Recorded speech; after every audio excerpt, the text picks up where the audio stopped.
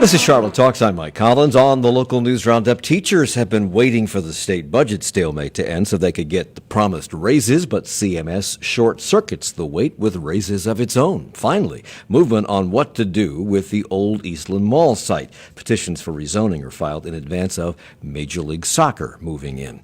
Mecklenburg County DA Spencer Merriweather lays out his priorities for 2020 that include a crackdown on violent crime, and Gaston County joins Catawba, Cabarrus, and I believe 17 other North Carolina counties and declares itself a Second Amendment sanctuary. Our roundtable of reporters is ready to detail those and other stories, and seated around this table are Ann Doss Helms from WFAE News. Good morning to you. Good to be back. Jonathan Lowe is here. He's reporter anchor for Spectrum News. Good morning. Good morning, Mike. Glenn Berkins is editor-publisher of QCityMetro.com. Welcome back. Thank you. And Eric Spanberg is managing editor of the Charlotte Business Journal. Good to see you. Good morning, Mike. You're wearing a tie and everything. If you're watching us on Facebook Live, you know that's a lie. Not really. So let's start with some good news for a change, at least for teachers. CMS is giving them a raise. It's all part of a CMS process that they've been undertaking for about 6 months to piece together a budget, literally piece by piece. At this point, we're just basically putting a bow on our final budget, but we did want to bring closure to it so that we can start on our next budget. So that's Sheila Shirley. She is the system's chief financial officer. Have they been doing this because the budget in Raleigh has literally been in stalemate?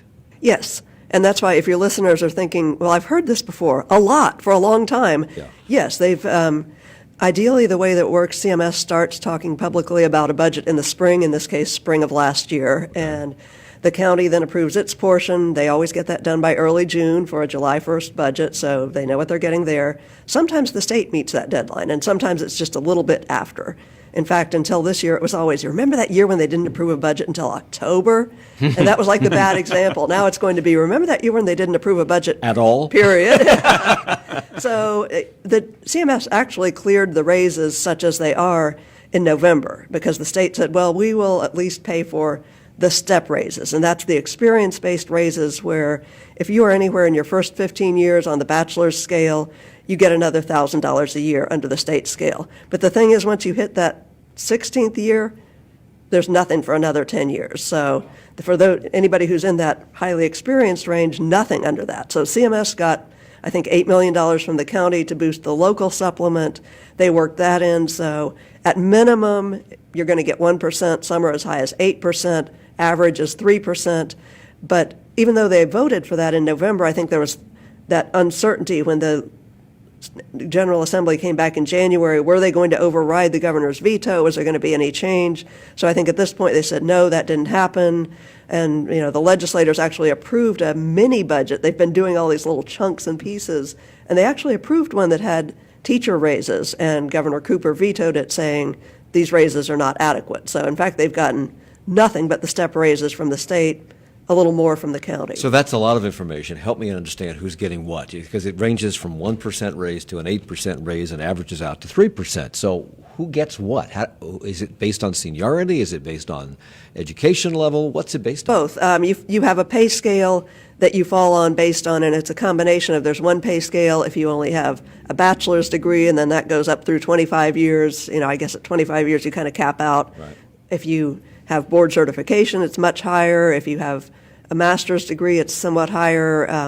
But it's not just teachers who are getting some of these raises. Is that correct? It's going to some other folks, staff? Well, there are others who are on the teacher pay scale, counselors, people like that. Okay. The principals are on a totally different pay scale, and their raises averaged better. The state actually approved, got the governor's signature on a principal pay scale. And then the non-certified, the hourly people, are getting, I think, an average of 3% also, and they've brought the minimum up to $13 and I think 22 cents, a little over $13. They haven't hit the $15 mark. So if you get an 8% raise, what is that on average? Where does that put you? I do not know. I have not seen a good breakdown from CMS, and I started asking for this a long time ago. But again, they were saying we aren't going to release pay scales when we don't know for sure what we've got. So in reading about all this yesterday, here's where I really got confused, because the vote came at a time, I understand, that the teachers were scheduled to get back pay. Is that correct? Yes, and that was just the time that it took it to work through the system. It's kind of a coincidence that the budget vote came on the week that they get their back pay. So that back pay goes back to July 1st of Yes, and it's just the raise, of 2018. 20. Whoa. Really?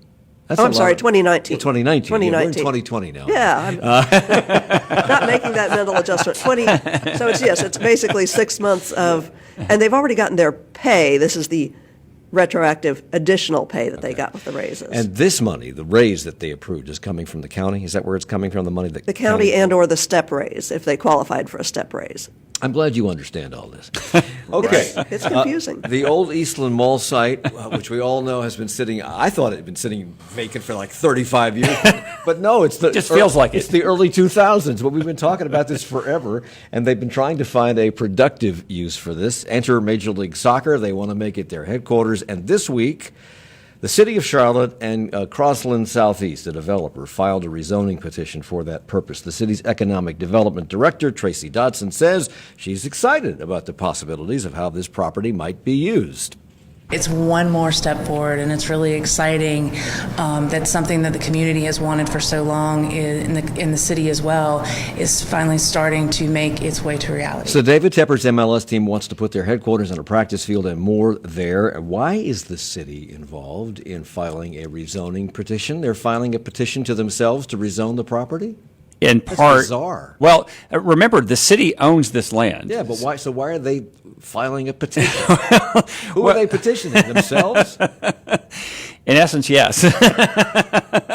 So remember speaking of 35 years or longer, Eastland Mall opened in 1975. Okay. So this land has not been rezoned since the mall was built. Okay. And obviously they want to do transit and offices and townhomes and apartments and restaurants and shops and all those things. And so this is the first formal step to allow that. It will go through the typical hearing process, and at the end of it, probably in May or June, the city council will be asked to vote. I'm sure the city council will want to vote, as you say, for what they want. And this mythical $110 million.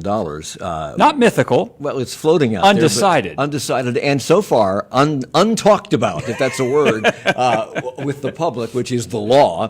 This $110 million, is that where some of that money is scheduled to go? That is where some of that money will go, but you are correct in implying or stating that the city is quite reluctant to say how much of that money will go to Eastland. And it's interesting, Mike, that the city has tied all this to the entertainment district uptown that David Tepper wants to do, as well as the future of the stadium. So what I think is going to be really interesting is Eastland's going to move faster than those two things, those other two items likely. So how do they sort that out and say, okay, we feel comfortable enough to go ahead and award you the money for the Eastland piece, even though these other things haven't happened yet? So in order to spend this money and to decide how much money they want to spend on this, they have to have a public meeting.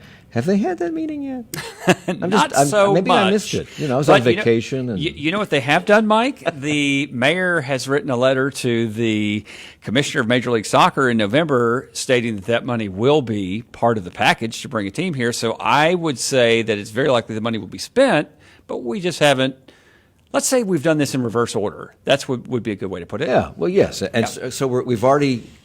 We put our neck on the line, and the guillotine better not drop. There has been some eloquently put. Thank you. There's been some concern about just how transparent the city is being with all these dealings surrounding soccer. Clear the city wants the soccer team. There's no question.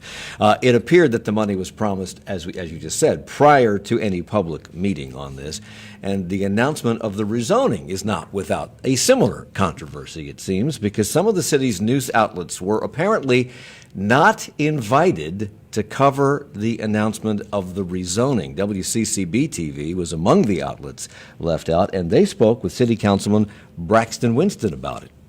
Whether this is intentional or not, this erodes trust, and we have to work to get that trust back and push it forward. So this is not a good thing. So who else was left off that list? Jonathan? So I was. Yeah.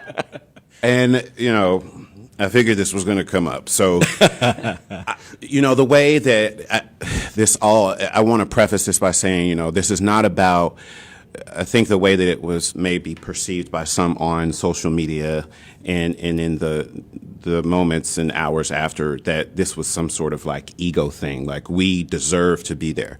But people need to remember a couple of things, I think. With Eastland, the media has been, and it's all forms of media. It wasn't just my station that wasn't invited, because this was a situation where the city reached out to certain people and invited them to this rezoning briefing and then this media availability with Tracy Dotson, the sound you just played there.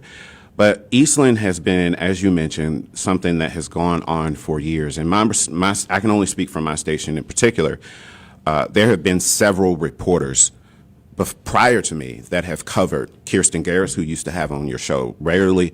Before that, Brad Broders covered the ins and outs, the different administrations, all that has gone on with Eastland. And so if you are handpicking stations, and you say to me, because I had a conversation with a spokeswoman, that they chose stations to preview this with, it did not make sense that you would not invite everyone on such a significant topic. In fact, someone by the name of you tweeted, "This is not cool. Charlotte cherry-picked stations to invite to embargoed briefing and interview." Embargo, for those who are not in the news business, means you can come, but you can't publish the story until the specific date and time. But it was that day. So how is this appropriate for a public entity, you asked? Was this an oversight? Was it intentional? Did they think they were just bringing people that they thought would be favorable or who understood the history of this better than perhaps other outlets did, because they've been covering it and other outlets Again, that brings me back to my original point. I mean, and why would they want to only selectively invite a couple of? I don't know.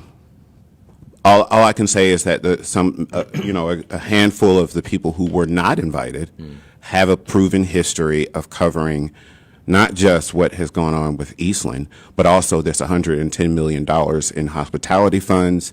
People have been on our air and on other forms of media saying that they want this done in the public eye. They want the opportunity for the public to speak out.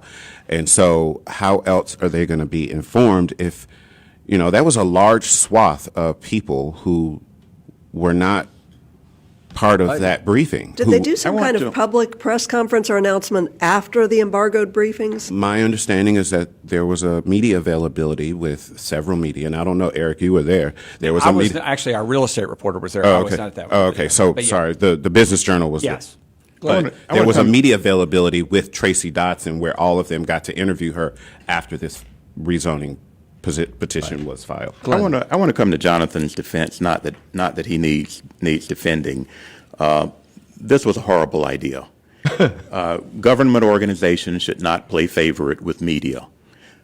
We're seeing that in Washington. I would love to see someone in city government say unequivocally that this will not be done again. The media landscape is changing, and nowhere is it changing more than here in Charlotte. We're seeing the beginnings of grassroots media organizations, and we all have our constituencies. And it should not be up to elected officials to decide which constituencies they want to speak to. Glenn Berkins is the editor and publisher of QCityMetro.com, one of the expanding media outlets, although you've been around for a while now. 11 years. In Charlotte. Eric Spanberg is managing editor of the Charlotte Business Journal. Jonathan Lowe is a reporter anchor with Spectrum News, and Andos Helms is from our newsroom. We're coming right back at Charlotte Talks.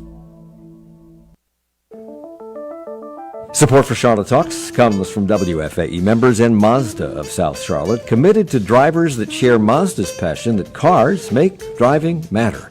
More at MazdaofSouthCharlotte.com. Monday, believe it or not, the presidential campaign really begins because the Iowa caucuses are Monday and then the ensuing presidential primary. So as we head toward those caucuses, we ask the question, why do we have primaries? They're not in the Constitution. You won't find them in law. We didn't always have them. Really, they're a modern invention. So why did we move toward primaries? Are they better than what came before? And why does the race for the White House begin in Iowa? Two experts on primaries join us on Politics Monday on this program at 9 to talk about just that. Join us.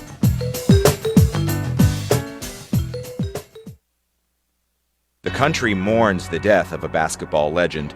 Iowa braces for a five-way fight, and in Washington, the Senate faces an historic moment. All you need in this case is the Constitution and your common sense. I'm Todd Zwillick. It's the Friday News Roundup. That's next time on 1A. The Roundup continues at 10 following the Charlotte Talks local news roundup on 90.7 WFAE, Charlotte's NPR news source. It's the local news roundup on Charlotte Talks on WFAE and WFHE. I'm Mike Collins with Andos Helms, Jonathan Lowe, Eric Spanberg, and Glenn Berkins. Britt Baldick from Fox 46 wrote this about the Eastland briefing, to which some media outlets were not invited. He said, quote, "You invite all media to events. Don't cherry pick. It's up to journalists how to tell a story, not the government. That's called state-run media." And you had a conversation, Jonathan, with somebody at the city after this, in which they made some, I don't know whether they were inadvertent or amateur or deliberate, but troubling comments. Well, this all played out. I found out about the briefing, tried several times while I'm at the retreat, mind you, called and finally got through to this person and was told a couple things. One, that, direct quote, you all choose the stories you want to cover, so we felt like we would choose who we wanted at this briefing. Wow. Furthermore, I was told that, what was it? There was so much that happened. The point you brought up in the break, help me, Glenn, about what I was told. I can't even remember. All right. I was Go ahead. sorry, just that. Gosh, I'm losing my train of thought. It's all right. Well, Yeah, I mean, it is, we were saying if, Let me go it's back one thing if to the two tweet. people have called to ask about something, they got wind of it, and you say, come on in. But if you're just announcing something, and this doesn't seem like something particularly controversial, that's the part that seems weird. They essentially made themselves controversial by Yes. doing it this way, which is always the risk when you play But what's favorites, that it troubling will is that the backfire. language being used here and the fact that they did this is indicative of a mindset, I think, that is troubling and antithetical to democracy. Someone online called it an unforced error. Oh, and that's exactly the what other it thing was. I remembered. I had to go back to my tweet because it was like so much that they said that they would consider, and this is also a direct quote, they would consider us in the future. And consider us in the future to cover these kinds of things. So, that was all in the course of that phone call. But I did, after I tweeted that out, I did get another phone call from, the head of communications, just apologizing and let me know that it was inadvertent, and that was the word, and it was an oversight. Their statement that they put out had my name in it only, and another media here then called them out and said it wasn't just me that was, an oversight of just me. It was an oversight of several media outlets.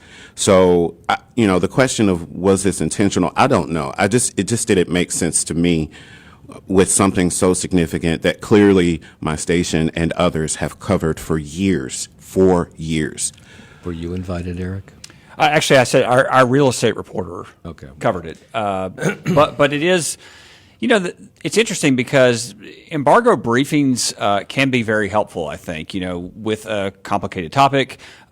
But it's very simple. You just invite everybody, and whoever wants to show up shows up. I think that's the easy way to fix this. Yeah, and I was told that, these are the people who were invited were people that have covered this for years. And I'm like, well, we have too, but I was just, absolutely. I was just at the retreat. You're at the government center all the time. And I went, retreats. right, and I went to the retreat, which Eric was there, the 3-day retreat, which was just about 3 weeks ago that the city had up in Durham, where we talked about MLS, and several city council members said that this was going to be a transparent process. And that's all that I'm focused on, because there are a lot of us that are invested in the well-being of the city, and that's And why I I just tweeted think it out. Glenn's I really, story. It's a Glenn's big story. point about the changing media scene is so important, I think, and for them to keep up with that, because I can remember when really the only way you were going to get a complicated story out to the public was in the Charlotte Observer, and people would come to the Charlotte Observer and make pre-presentations on a budget or something that was going to require a lot of numbers and, again, less internet access. But that's not the world we're in now. It's, there are new players who are trying hard to establish themselves, and if you cut them out, like Glenn said, you're not only sending that message to the individuals, but to their listeners, readers, and whatever. And I can see that you might, in an oversight, not invite Charlotte Agenda or something else like that. But Spectrum News has been around forever, and you turn the on button on if you're a Spectrum customer, and there they are. and my management has it's been for years. Also, they have had people dedicated to covering city county government.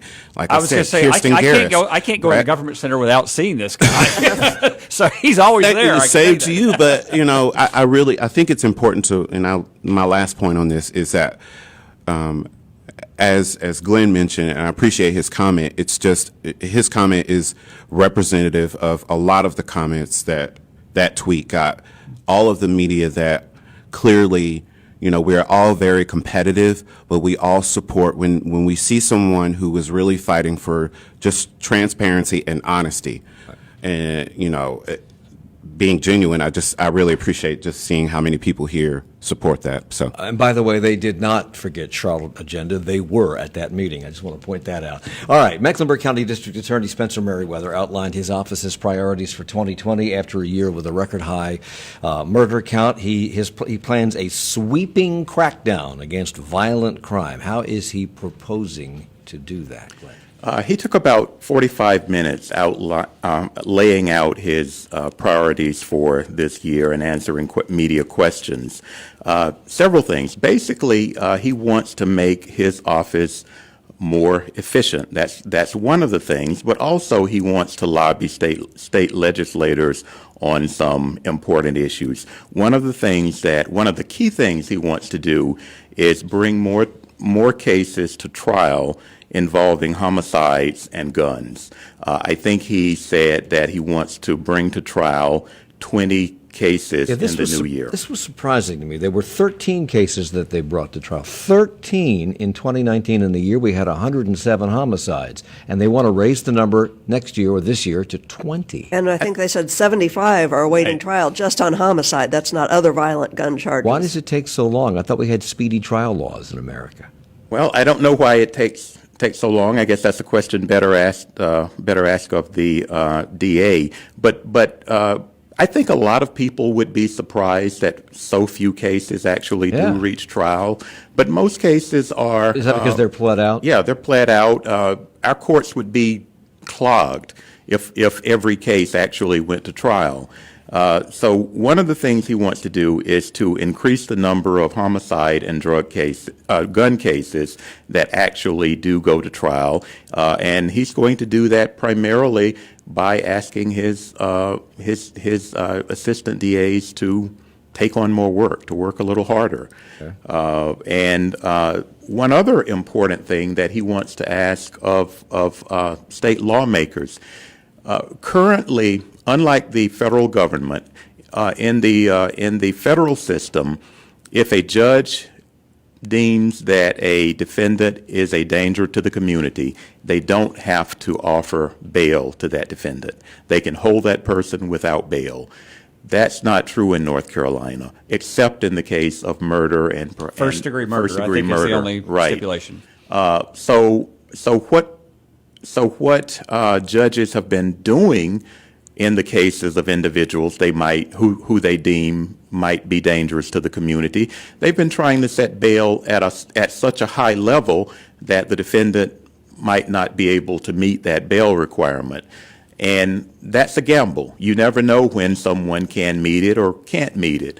So what DA Merriweather said he wants to do is begin lobbying the state legislature for the right for state judges to also hold defendants deemed dangerous to the community without bail. Are they likely to do that? He's a Democratic DA in a Democratic county, and the Republican legislature is not only Republican, but it's rural in nature, and we're an urban county. Are they likely to respond to him positively?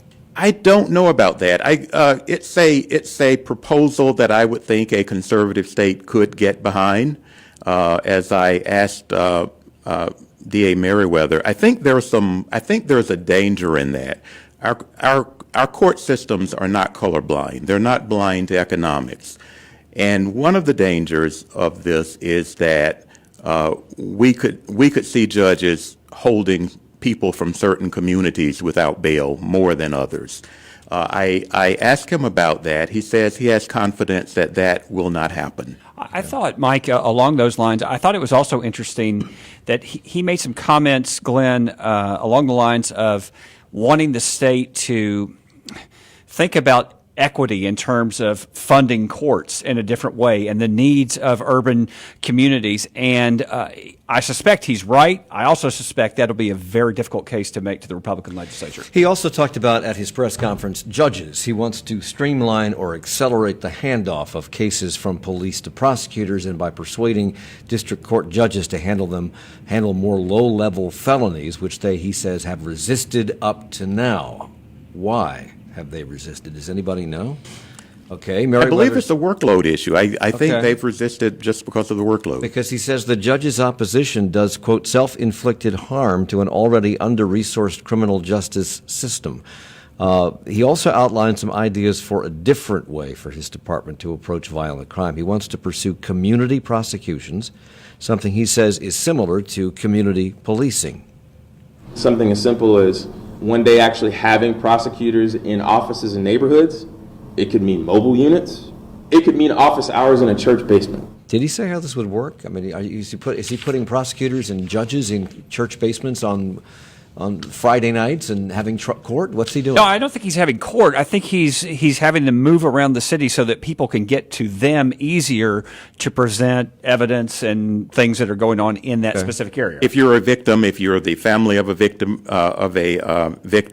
if you have information that might be pertinent to a case, there might be people in your community, so you don't have to get in a car or a bus or whatever and go downtown. And it sounds like the basic idea is building trust, building relationships, Right. that this is not some remote office full of scary people downtown. This is somebody I've met in my church. Hence the analogy to community policing. It's the same principle. So speaking of police, CMPD has invited the SBI, the State Bureau of Investigation, to come in to investigate the death of a suspect while in CMPD's custody. What else do we know about that? Well, the suspect did not actually die in CMPD custody. Okay. On January 23rd, officers observed what they had reason to believe, or they said they had reason to believe, was a drug transaction.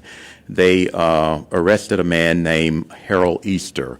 At some point during his arrest and processing at the Metro Division, he had what CMPD has described as a, quote, life-threatening medical emergency, end quote. The officers who were there administered first aid, called medic. 3 days later, Mr. Easter died at a hospital. CMPD has not really described what that medical emergency was, or it was. We don't know anything about it. So yesterday, the department announced that after consulting with the DA, after meeting with Mr. Easter's family, they have asked the State Bureau of Investigation to look at the case. How unusual is that? I don't think it's terribly unusual, especially if a family requests it. I don't know exactly what those. CMPD has a new policy, and it started late last year, where, and this, to my knowledge, involves police shootings. I don't know if it's just wide range. Anytime there's a serious injury, I think it may be serious injury or death, but the SBI will automatically investigate shootings. Yeah, remember, right? that was a big shift. Right. It was a big shift. Because CMPD was investigating itself, but now the SBI. So them calling SBI in, I think, with the circumstances of Mr. Easter dying while he was, or excuse me, having that medical emergency while he was in custody, was a little bit different from police shooting. So it's The not thing we unusual. would point out is that 5 officers in the Metro Division were placed on administrative leave, which is standard procedure when there is an in-custody. And when we know something about one of those officers, people probably remember Officer Brentley Vinson. He's one of the officers that was suspended as part of this current investigation, but people probably remember him. He is the officer who shot and killed Keith Lamont Scott in 2016. So a week or so ago, Charlotte City Council held their annual retreat in Durham, and not to be outdone, Mecklenburg County Commissioners had a week of it. They held their retreat at CPCC. In advance of that, and as a way to help them formulate their budget, they spent the last few months asking citizens what matters most to them. What did they discover, Jonathan? So it's interesting. Education. I mean, the results of that budget priority survey were that was one of the things that they handled yesterday on day 2. The overall priority across all districts was education. But as far as what people think is the most underfunded was mental health. The budget priority survey, as people know, was something they started last year. This is the second year. They had about 1,600, I believe, people the first year. They had just over 3,000 completed this year. Why the greater number, do you think? I think there was more, honestly, it was a lot more marketing. They got the information out there in a lot of different mediums. You are the king of tweets on this panel today, because you tweeted out that education was rated top overall priority among all 6 Mecklenburg County districts. Affordable housing and health and human services came out almost even. They kind of split second and third place depending upon what you were looking at. And environment was soundly at number 4. Then came economic development, surprisingly enough, criminal justice, parks and recreation. Channel 9 reported that the top 2 issues for citizens were Mecklenburg pre-K and the arts. They don't even show up in your report. Was that for citizens, or was that something that the county commissioners were saying was a priority to discuss? Maybe I misread it. Could be. Maybe I misread it. I don't know. Yeah, I think. Okay. I think certainly that 2 things that were on the agenda. Yeah, right? I think that may have been referring to what they covered yesterday. Well, they did talk about the arts. They did. At the retreat. The sales tax referendum that would have funded the Arts and Science Council went down to a resounding defeat by voters. They're looking at pretty dark days. Eric, you tweeted earlier this month that ASC President Jeep Bryant told you and other reporters if they don't find an additional $5 million by June, dark days are ahead. Did he get into the particulars? So what he said at that time was that they could cut the grants that they give to local arts groups by up to 50%. There are all kinds of caveats with this. In other words, what if they raise $1 million or $1.5 million or whatever? So that it's kind of a sliding scale. But the essence of it is, Mike, that ASC is going to the city, the county, and the corporate community and saying, okay, how can you help us? We tried this tax. It obviously failed. We need help. So at the retreat, County Commissioner Pat Cotham said she would like to see increased funding for the Arts and Science Council. But Vilma Leak says the ASC is made up, and I quote here, of elitists, and question why she should support them when people in her district don't benefit from it. And the counterpoint that a lot of arts supporters would make is that by providing public funding, you can take it to people who are not elitists. You can take vital arts to the poor. I have an answer for you on the other side. Okay, there is another side, because we're about to fall off the cliff here. We're coming right back with more of the News Roundup on WFAE. Music Up.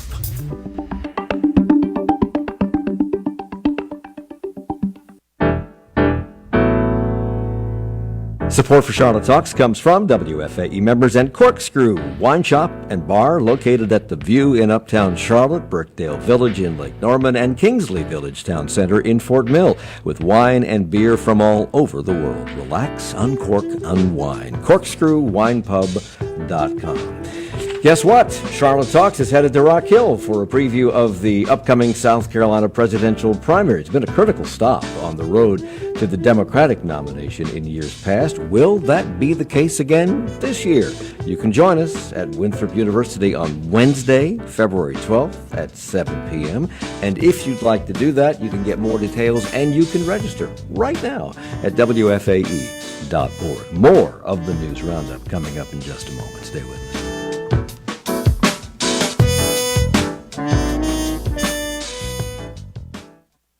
Hi, I'm Joni Deutsch, and on the latest episode of the Amplifier podcast, we hear from Eddie Z, owner of The Playroom, which is not only the oldest and largest music facility in the city of Charlotte, but also the musical home for up-and-coming musicians and Grammy Award winners. We are a place where people go to create, and if people are comfortable, they're going to create better. And if they create better, then the art is going to be better. Listen to the Amplifier podcast on WFAE.org/amplifier. It's Charlotte Talks and the local news roundup on listener-funded 90.7 WFAE and 90.3 WFHE. And Doss Helms is here from our newsroom. Glenn Berkins is with us from QCityMetro.com. Eric Spanberg is managing editor of the Charlotte Business Journal, and Jonathan Lowe is reporter anchor for Spectrum News. We were talking about the discussions at the County Commission retreat this week, among them the Arts and Science Council and the need for funding the arts. Pat Cotham on one side saying she'd like to see more money, maybe perhaps more specificity. Yes. But also on the other side, Phil Malik saying the ASC is made up of elitists, and why should she support them? Who had the greater support on commission? Do we know? I don't know if there is the broad support that they had last year. I think Elaine Powell, who was vice chair, she was very clear and to the point that her district, District 1, which is a lot of North Mecklenburg, voted 63% against that referendum back in November that would have been that quarter-cent sales tax hike. She said she just cannot see them working this into the next budget because there just is not the broad support in her district.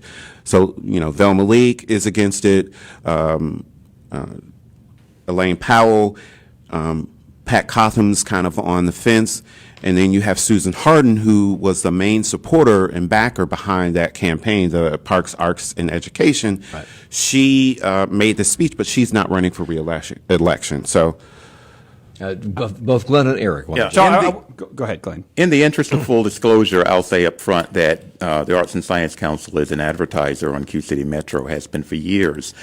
But I guess I would kind of challenge or give a little pushback to the notion that their work is all about elitists. Yes, much of their money might go to support major institutions downtown, but they're not advertising with Q City Metro to reach the downtown crowd. There are countless programs in... And I spoke to Jeep Bryant this week about this, and I said, what happens if you don't get this money? Because before the vote, the referendum, you painted this really dark picture of what was going to happen. What specifically will happen? And he says, I said, is the symphony going to stop playing? Is the ballet company going to be... He said, no, this is going to be the small things like outreach and funding for individual artists, the very things that are not elitist, I guess, because they're going out into the community. That's what will suffer. There's one coming up next month, Connect with Culture Days. Many of those activities, free family activities that involve the arts, many of those activities will be in underserved communities. And recreation. I wanted to mention two things. One is on Commissioner Leak specifically. Someone from the ASC had told me in response that they have invested $388,000 in the last 2 years in her district, and that's apart from the culture blocks that are specifically designated to various areas. So they feel like they've more than contributed to equity and outreach. But the second thing is on the broader idea of funding. I think it's interesting. The county manager is definitely in favor of doing something. You could see that she was very eager to find a way to do this. So I don't think this is going to die easily or quickly. But it is important to note that on February 11th, there is a budget policy meeting, and there are only two things on the agenda. One is something kind of murky about transportation. The other thing is a presentation from the Arts and Sciences Council. So it will be interesting to see, as the county budget process is ramping up, how the county manager takes into account the presentation from the Arts and Science Council versus what she heard from the commissioners and will hear over the coming weeks about this topic. So another topic the county leaders talked about was their response in the face of a crisis developing during the RNC. They wanted to get a preview of how they might act. CMPD Chief Kerr Putney seems pretty confident that there won't be any problems, but better safe than sorry, I suppose. What would be the county's part in responding to any crisis? Did they make a decision on that? So the commissioners got a kind of a watered-down training called Crisis Management and Enterprise Risk Management. And it's basically the county manager said this has not really been triggered by RNC, but since that is the first major event coming up, that they can apply this new training. But it basically sets a organized process of responding to different crisis scenarios. So that could be a IT hack, that could be an act of terrorism, civic unrest, some sort of any sort of crisis that you could think of. There was a whole list of them. And in this retreat, the county also officially, I think, got on the same page with CMPD and the city of Charlotte when it comes to characterizing the 2019 homicide count. County Public Health Director Gibby Harris told commissioners this constitutes a public health crisis. Her department presented what has been described in some publications as a hastily drawn up community violence prevention plan, which apparently, because of its hastiness, was got some scrutiny from commissioners. What did they object to? Well, they just don't think it's comprehensive enough. They think it's half-baked in essence.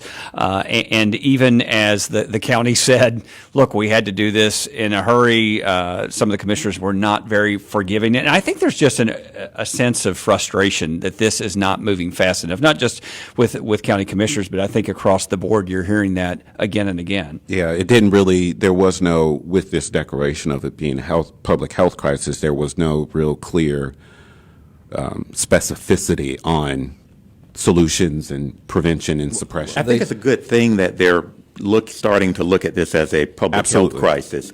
But it's also, I think they need to look at it from an economic standpoint too. One of the safest or one of the surest ways to reduce crime is to give people is to be sure people can get good paying jobs. Right. And to that point, Glenn, the county commissioners really did delve into some hardcore topics that affect, like the food deserts. Yes, the food desert. They talked about food deserts. We've talked about this on this program, that if you get on certain sides of town, you cannot find West Charlotte, East Charlotte, a grocery store. Almost 15% of Mecklenburg County residents. This actually shocked me that number's that high. 15% of Mecklenburg County residents live in an area that has little to no access to a supermarket. Higher than the national and state averages. There were a lot of people in that room that were shocked and very upset by it. And one of the things that I think is really interesting, particularly from a business standpoint, hearing them discuss this is now the county is going to put on the table the idea of incentives for grocery stores to locate in these underserved areas. County Manager Dina DiOrio is going to invite them in, and she's going to invite, on that point, executives of the major grocery stores she's going to try to set up a meeting. Aren't they all from out of town, though? Right. So the county staff, when I asked for more details on that, they were, very honest and open that, the logistics of that may be complicated, but that is the hope. So that, and their business manager got up and said that he's looking into the state statutes on if they even have the authority to offer incentives for. Although, Jonathan, you remember there was that statement from the UNC School of Government in the packet that said probably this could fly in terms of low income and underserved. And also they had a number of examples from Baton Rouge, Birmingham, Louisville, other cities where various incentives programs have been put together to do this. So I think, I'm just guessing here, but I think that the county is going to really try to do something in this area. What was clear. Go ahead, Blaine. No, that's right. What was clear from the discussion, though, is that there are a number of organizations here in the community and Mecklenburg County that are trying to do what they can to provide healthier food options. The farmers market and their SNAP benefits, Loaves and Fishes. We just had the other day where that mobile food market was going around the city. So clearly there's those organizations are out there, and so I think that's why the county is now looking at, we've got these organizations, but we need more help from the business community. And County Manager Dina DiOrio, at some point in all this, said, you've asked for a lot of things and you need funding for a lot of things. Do you know this is going to cost money? And I think the board chair said there's no appetite here for a property tax increase. And that was very quick at the end. Boy, he did not hesitate, did he? I mean, it was like, no tax increase, adjourned. Yeah. Others jumped in very quickly and said, yeah, I'm with him. Okay. On Tuesday night, Gaston County joined Cabarrus, Alexander, Cleveland, Catawba, Lincoln, and Rowan counties, and I believe 13 other counties in the state, with a resolution of their own proclaiming themselves to be a Second Amendment sanctuary. The resolution promises not to pass or enforce any laws that might infringe on the rights of the people in Gaston County to bear arms, as promised in both the Second Amendment of the U.S. and the North Carolina Constitution. Republican Gaston County Commissioner Chad Brown was on this program on Wednesday. He was one of the 3 co-sponsors of that resolution, and he explained why the county pursued it in the first place. The left has tried to infringe upon those rights, and that's one of the things the Constitution talks about, and it very explicitly states upon infringing on our rights. So that's one of the things that when you think about Gaston County, we started that for a reason, to make sure that those weren't infringed upon our people. So that was passed unanimously by the Gaston County Commission. What's driving this? Not just in Gaston County, but in there are votes coming up in other counties that surround Mecklenburg. What's driving this? I think this you is mentioned just the radical left, so the liberal left. Yeah, I mean, I think this is just the overall left-right tension over gun rights, over... but is it specific to things like the red flag laws that the governor has suggested? Yes, I think it's absolutely stemming from that. And there has been a lot more momentum, I would say. There may not be tangible results, but there's been a lot more vocal outcry because of all of the shooting tragedies for more gun control. And I think that obviously gets the other side, active, and they certainly are in this case. And this is a big election year. I was going to say, let's not ignore that. Yes. It's essentially a political statement of saying we're not going to do something unconstitutional, which, yay, I guess we're not going to do anything that violates the Second Amendment. Yeah. So Gaston County Commission passed it, as I said, unanimously, but Gaston County Democratic Party Chairman Daniel Caudle issued a statement reading, "As municipal ordinances do not supersede state or federal law, it is curious to us as to why this specific subject is something our elected officials feel they need to work on. As a gun owner, I find this resolution unnecessary." And this has a lot of support. These resolutions have a lot of support in the legislature, the same legislature that does not support immigration sanctuary municipalities.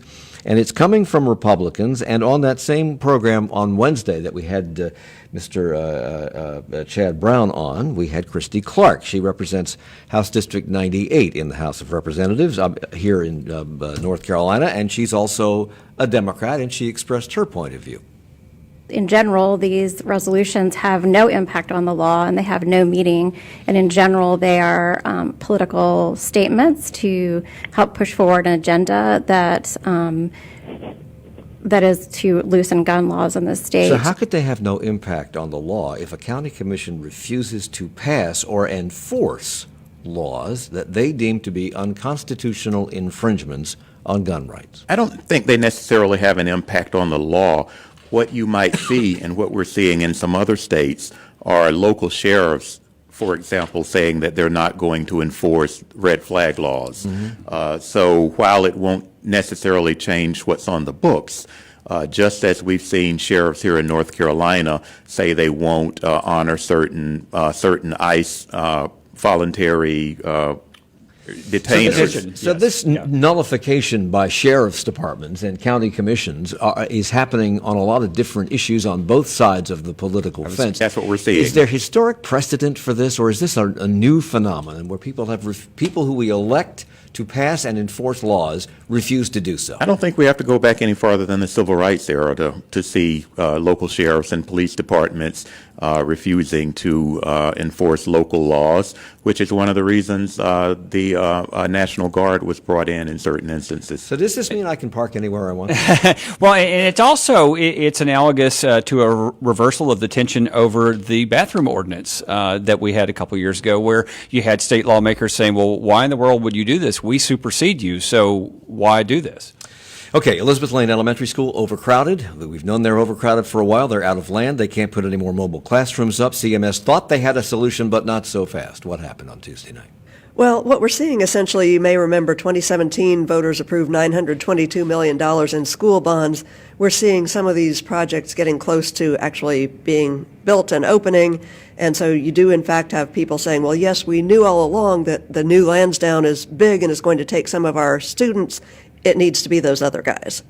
So I don't think that anybody has shot down the idea of carving off some of the zone. It's just showing that it's going to be very contentious as to who gets carved off. And we heard a couple of weeks ago that North Carolina is changing the social studies curriculum to allow for financial education. And one of the things that they're now suggesting we cut is human evolution and prehistoric times. That may vanish from the curriculum. Some teachers are fighting to keep the Paleolithic era alive, because I was alive then, and I'm all for that. But evolution flies in the face of some religious groups. Is this a political choice, or is this something has to give? It might as well be this. Yeah, and I was not able to ascertain this. There were long meetings that I'm sure most of us would have found tedious, in which educators and DPI officials talked about these standards. They were then published for review. These are not the final locked-in standards. This is exactly what's supposed to happen, as teachers look at this and say, you know, if you're starting with Neolithic, you've just carved off something pretty important here. So they are saying mid-February there can still be more comments on this draft that's out there, and then they will come out with a second draft, and we'll see. Now, what I does this couldn't do to find the anybody Scopes to say trial? why. Can we teach the Scopes trial? I'm not sure. I don't know. Just the monkeys around this table. So we know that Luke Kuechly is no longer a Panther, and I think yesterday it was announced that Greg Olson has decided, he and the team came to a decision that he would no longer be a Panther, so that's bad news.